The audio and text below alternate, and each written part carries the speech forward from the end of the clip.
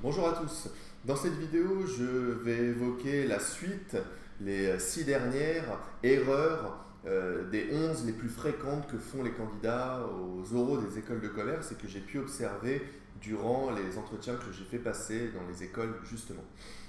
La 6e erreur la plus fréquente et finalement qu'on voit dans une moindre mesure chez certains candidats, mais de manière très extrapolée chez d'autres, est la volonté de cacher les choses au jury. Je m'explique. On a tous des expériences professionnelles qui nous ont moins marqué, ou on pense en tout cas, souvent à tort, avoir moins de choses à dire. Le babysitting qui a duré 2 fois un soir, l'aide aux devoirs à son petit cousin, ou le voyage à 14 ans avec des amis une semaine en Espagne.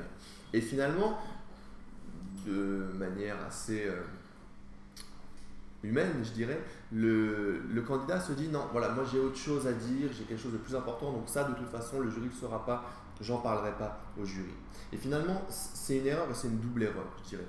La première erreur, c'est que le jury, finalement, un bon jury peut amener le candidat à parler de ce que lui souhaite, justement, ce que le jury souhaite. Si le jury, a fait le tour de vos expériences et a envie de savoir si vous avez fait du babysitting ou des cours particuliers ou quel a été le premier voyage que vous avez fait avec vos amis, quel que soit ce qu'il veut savoir et comment il veut le savoir, le jury arrivera à vous faire parler de ces choses-là. Et finalement, vous vous retrouvez dans une situation à parler de choses que vous avez vécues mais sur lesquelles vous n'avez rien à dire. Ce qui est, pour le message envoyé au jury, en termes de connaissance de soi, très négatif. Et finalement, ce qu'il faut bien penser, c'est que les expériences les plus significatives chez chacun, tout le monde, tous les candidats, en tout cas tous les bons candidats, vont bien en parler, vont savoir les analyser, vont en tirer des choses. Mais seuls les meilleurs candidats vont aussi pouvoir parler de la même manière de leur babysitting, de leur voyage avec leur famille ou avec des amis quand ils étaient encore assez jeunes. Et finalement, c'est là qu'on va juger les bons et les très bons.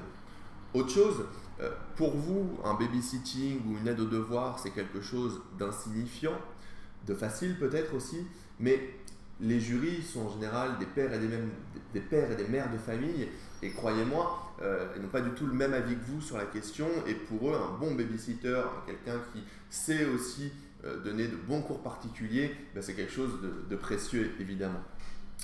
Donc voilà pour la 6e erreur. Je vais maintenant passer à la 7e erreur la plus fréquente qu'on observe chez les candidats dans les entretiens de motivation. C'est finalement négliger le paraître. Qu'est-ce que j'appelle le paraître? C'est d'abord la tenue vestimentaire qui doit être sobre, adaptée à l'événement. Le contexte de l'entretien est quand même un contexte assez formel. N'ayez pas de fantaisie que vous ne maîtrisez pas, je dirais. Si vous avez un projet professionnel qui est de faire du contrôle de gestion, ou consultant en stratégie ou travailler dans la finance de marché par exemple, ce sont des métiers qui sont assez codifiés, notamment sur la tenue vestimentaire. Donc n'ayez pas de fantaisie si vous avez un projet professionnel qui ne s'y apparente pas. En tout cas, vous ne représenterez pas physiquement le métier que vous voulez faire plus tard. Il n'y a pas que ça qui compte, mais c'est quand même une petite touche aussi de cohérence qu'il faut apporter à l'entretien de motivation.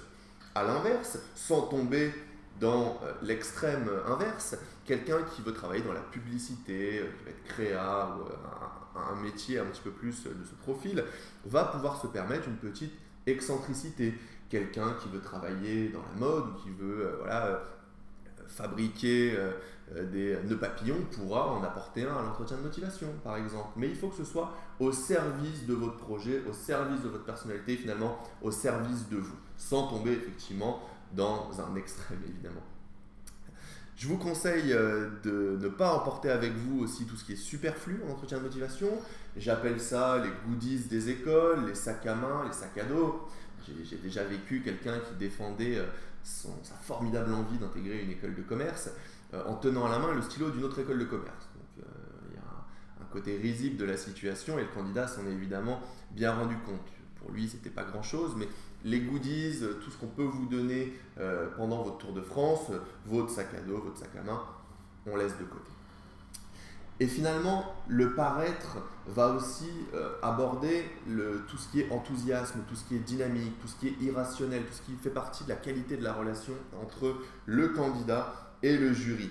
C'est vrai qu'on voit passer beaucoup d'étudiants quand on est jury, et souvent avec le stress, les candidats sont fermés, sont peu souriants, sont peu dynamiques, et voir quelqu'un qui, malgré son stress, arrive à nous faire passer un bon moment, c'est quelque chose qu'on va valoriser et qui va faire partie d'un bon paraître, je dirais. La 8e erreur maintenant que peuvent faire les candidats est de négliger le support de l'entretien de motivation. Je m'explique. Certaines écoles de commerce vous demandent, comme Schema par exemple, un CV projectif que vous devez donner au candidat. D'autres écoles demandent un mini questionnaire avec une petite dizaine de questions que vous devez remplir au préalable et ensuite donner au jury. Pour l'anecdote, j'ai assisté en 2014 à un entretien où le président du jury avait décidé de ne pas sélectionner le candidat, ou en tout cas il nous a fait comprendre qu'il partait avec un handicap très très très important, si ce n'est rédhibitoire, parce que le candidat, avant même qu'on le voie, nous avait fait transmettre son questionnaire avec les réponses à ses questions, et on voyait rien, c'est-à-dire on voyait des demi-phrases, c'était sale, c'était rayé.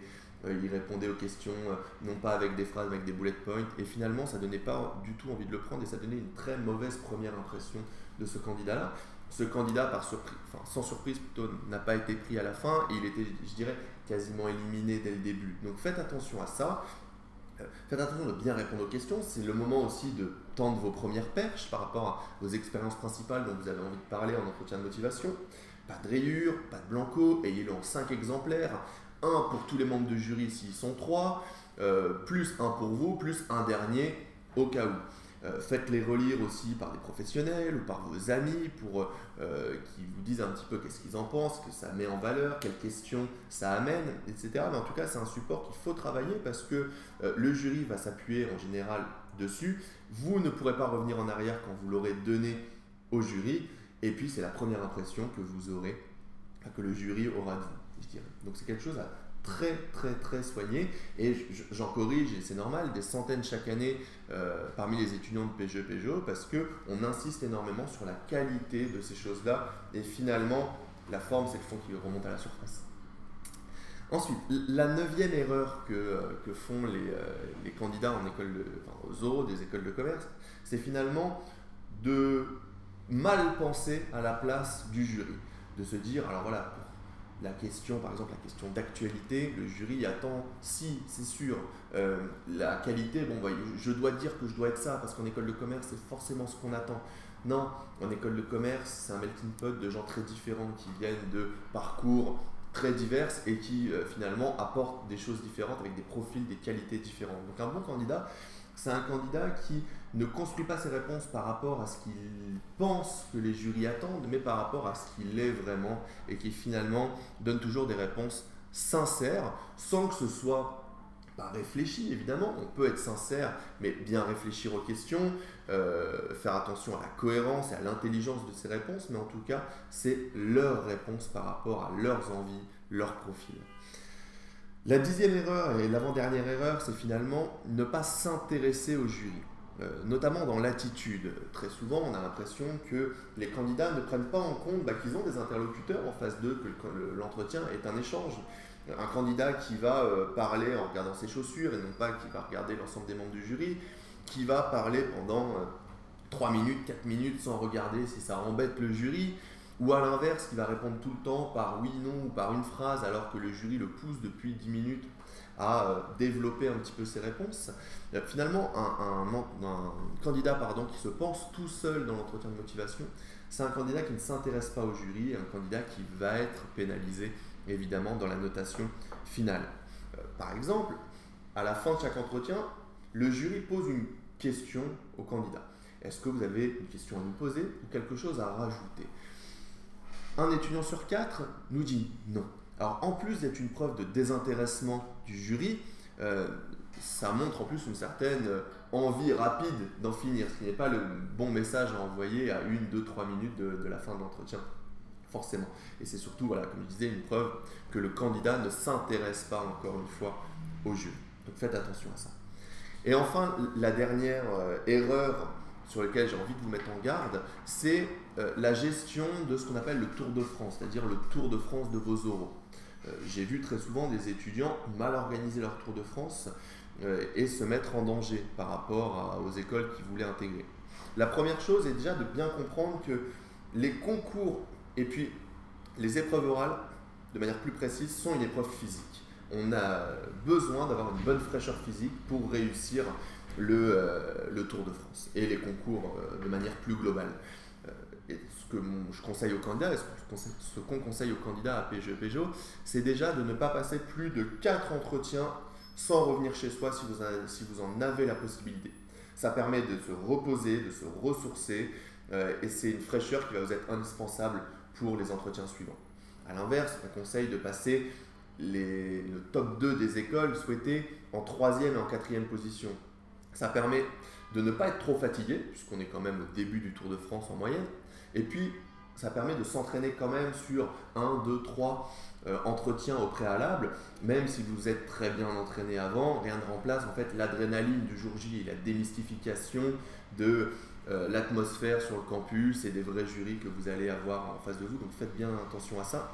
Et puis évidemment, quelque chose d'évident mais qui est toujours important de rappeler, c'est faites attention pendant le Tour de France, sur les activités que proposeront les écoles. C'est bien d'en profiter, c'est bien de visiter la ville, c'est bien de découvrir les écoles, mais faites attention à ne pas perdre trop d'influx finalement avant votre entretien.